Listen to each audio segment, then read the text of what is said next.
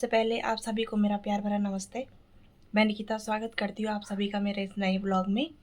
आज के ब्लॉग की शुरुआत हो रही है सुबह के 9:30 बजे से। नाश्ता मेरा बन चुका है और अब चलिए इस ब्लॉग की भी शुरुआत कर लेते हैं।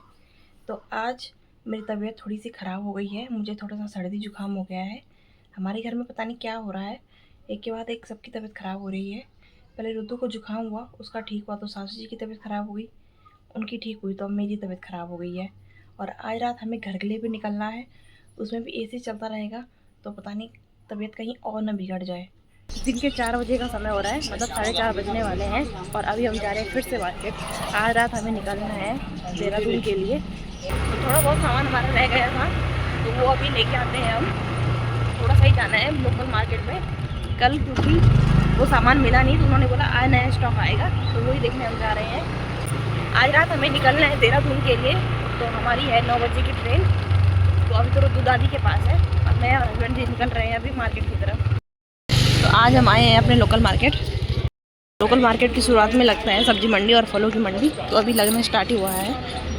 जैसे हमारे लोकल में लगता है वेंसडे बाज़ार, तो हम वेंसडे बाज़ार आए हैं और 5 बजे वो ख़त्म होने वाला। हम 4:30 बजे यहाँ पहुँचे हैं और अभी लग रहा है यहाँ सब्जी मंडी। तो सब्जी मंडी जैसे वेंसडे बाज़ार ख़त्म होता है सब्जी मंडी स्टार्ट हो जाती है इधर।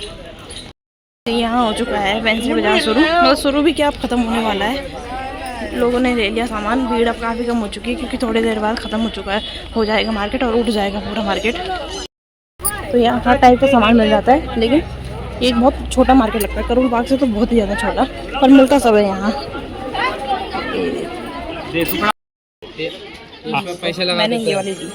पैसे तो भाई मेरे को किसी का कुछ भी नहीं आता, तू भी हमें चावल है जल्दी ले मेरे काम की आज ये चीज़ें हैं, मुझे ये लेना है। सारा स्टील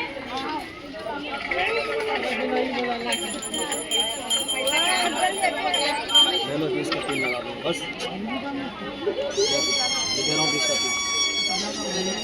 प्योर स्टील मिलेंगे, 24 घंटा छोड़ देना पानी में, दम मिला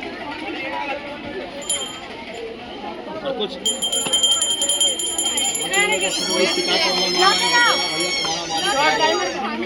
ये स्टील का माल दे रहा है।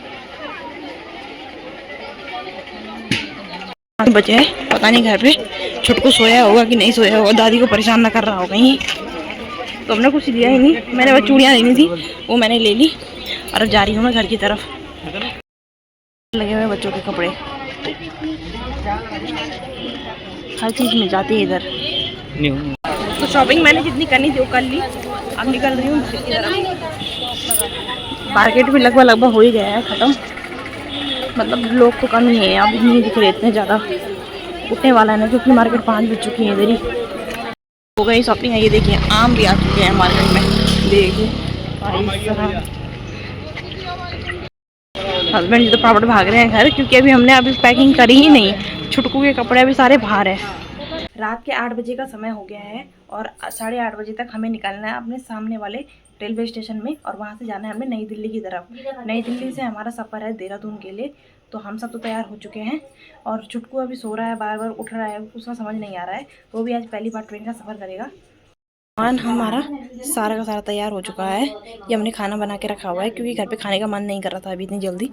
बाकी तो इतने टाइट हो रखे हैं हमारे कपड़े, फिर भी काफ़ी सामान छूटा हुआ है हमारा, तो थोड़ी देर में निकलते हैं अब। मैं तो कुछ खास तैयार हुई नहीं क्योंकि मुझे पता है कि एसी, मतलब अपने जो एसी कोच है हमारा, उसमें जाके सीधा सीधा सोना ही है। और बच्चे के साथ तो वैसे भी इस बार पहली बार सफ़र कर रही हूँ तो मुझे नहीं पता कि मतलब क्या छंद बैठता है सीट में। तो देखते हैं अभी कैसा सफ़र रहता है। की हालत तो जाते जाते ऐसे फैल के जा रही है, छुटकू की गुदड़ी, उसके कपड़े, उसके मतलब छोटे मोटे साफ़ करने वाले वाइप्स वगैरह सब ऐसे फैल के जा रहा है। अब हस्बैंड जी आएंगे तभी यहाँ सफाई होगी। अब तो हमारा रुद्दू एक मतलब 15 दिन वो अपनी दादी के घर रहेगा, अपना असली घर, और कुछ टाइम वो अपने नानी के घर रहेगा।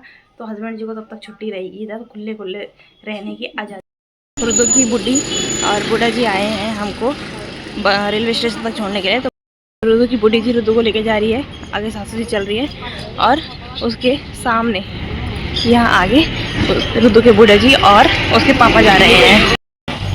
मैं भी निकल गई हूँ और बस एक कदम की दूरी पर है रेलवे स्टेशन और अब रेलवे में जाके हमें यहाँ से नई दिल्ली जाना है। और अभी मस्त सोया, कुछ नहीं बोलेगा क्योंकि बाहर की हवा लग रही ना, बाहर बहुत चीज़ें देख रहा है तो कुछ नहीं बोलेगा अभी।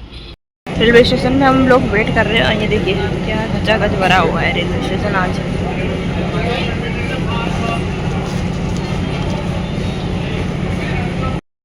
तो पहुँच गए हैं हम अपने एसी कोच में और कंबल वगैरह भी हमने ले लिए हैं।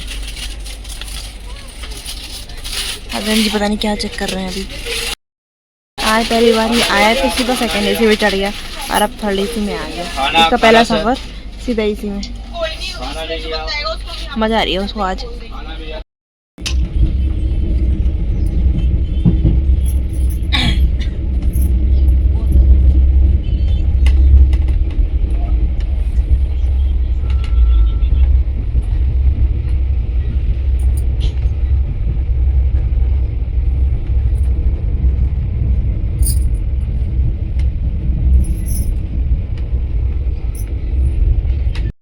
रात तो एसी बंद हो गई, अब कहाँ लगेगा ठंडा उसको। कहाँ एसी बंद हुई?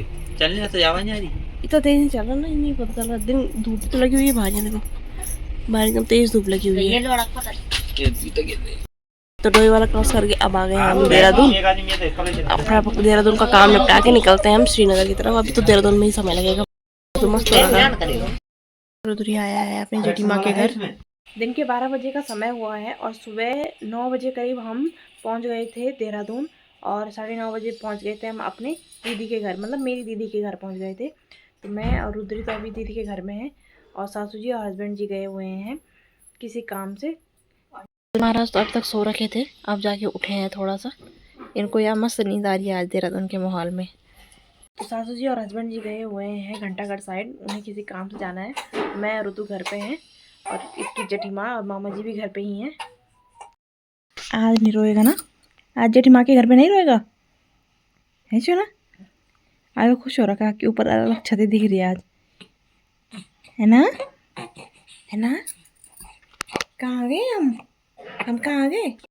अगू अगू हम कहाँ आ गए? खुश हो रखा आज कि मुझे इतना सारा घूमने को मिल रहा है। अभी तो जब गाँव जाएगा वहाँ फूल पत्ती देखता रहेगा, नीला नीला आसमान देखता रहेगा बाहर, तब आएगी उसको मज़ा। देखो जेठी माँ क्या ले आई उसके लिए। अच्छा नहीं चाहिए, नहीं चाहिए। आला आला आला आला बस हो गया। देखो देखो किसके इतने प्यारे प्यारे कंगन। देख उसकी जेठी माँ लेके आई उसके लिए कपड़े। अरे देखो कितनी प्यारी भब्बा है, कितनी प्यारी भब्बा है। हाँ औला गर्मी भी पड़ना। हमारी भांजी भी घर आ चुकी है और आते ही ये देखो ये,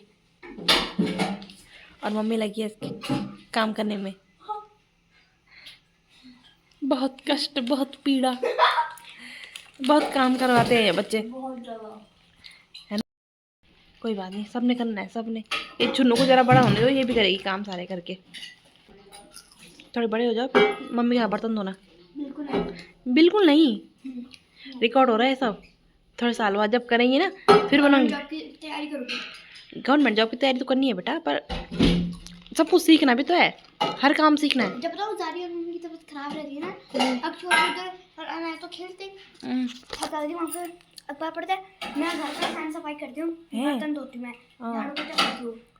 वही तो बोल रहे हो बेटा, सब चीज़ ही है। अब आप गवर्नमेंट जॉब की तैयारी करोगे, कल को आपको कहीं पोस्टिंग होगी आपकी, तो कौन करेगा वहाँ काम? आपको करना पड़ेगा ना। अरे तो मेरी समझ के लिए भोली भाली बन रही है वीडियो के सामने। अच्छा भोली भाली क्या सिखाना नहीं आपको? आपको नहीं सिखाना है?